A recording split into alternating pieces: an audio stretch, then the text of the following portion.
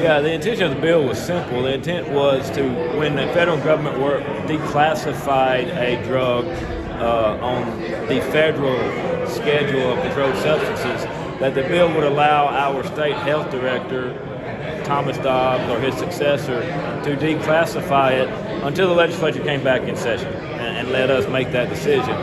It didn't really. It provided a little bit of a defense, an affirmative defense in prosecution, but it didn't decriminalize anything. And I think that's the difference that the governor's missing out on, is it didn't necessarily decriminalize it. It just removes a drug from the controlled substance schedule until the legislature can rule on it. It was as a bill, I thought that was made a lot of common sense.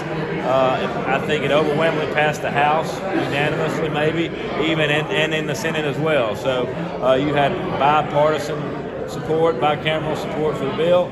Obviously we're disappointed with it. The governor has his reasons, and the legislature has our reasons for doing this. And we thought it was basically good policy to allow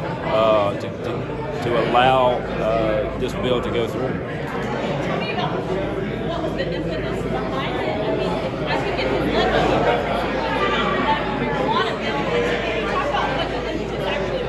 Well, the impetus was to just allow, because we are only in session 3 months, and the federal Congress is there all year, and they're declassifying stuff when we're not here.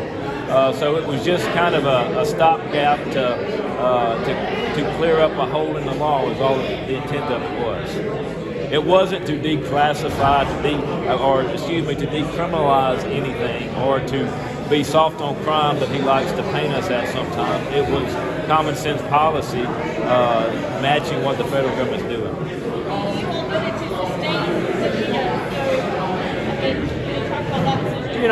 We voted to sustain for more than, basically because we may come back and look at it next year.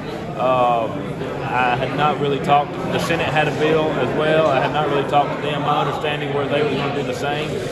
So for me, it wasn't really a situation to where I was going to recommend overriding when there wasn't a consensus with the other chambers.